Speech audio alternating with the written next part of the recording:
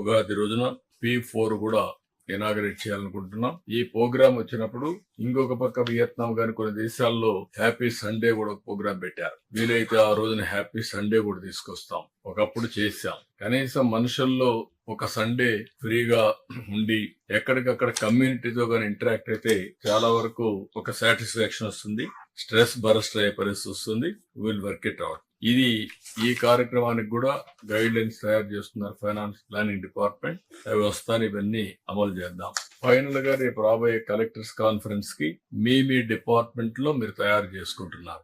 అయితే డిపార్ట్మెంట్ల వారిగా ఈ రోజు మనందరం లీడ్ చేసాం. మీరు చెప్పారు, మేము విన్నాం.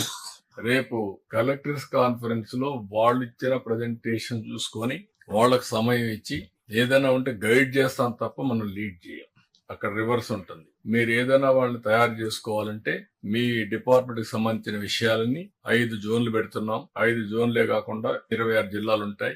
అదే సమయంలో వీలైతే సీనియర్ ఆఫీసర్స్ ను కూడా మనందరం ఫీల్డ్ కు పోతే కొంచెం ఐడియాస్ ఉంటే ఒక్కొక్క జిల్లా ఒకరు అడాప్ట్ చేసుకోండి. ఇన్నోవేటివ్ ఐడియాస్ వస్తాయి. ఎట్లా ప్లానింగ్ బోర్డు మినిస్టర్స్ వెళ్తారు, మీరు కూడా అడాప్ట్ చేసుకుంటే మీకు కూడా ఒక ఆలోచన వస్తుంది.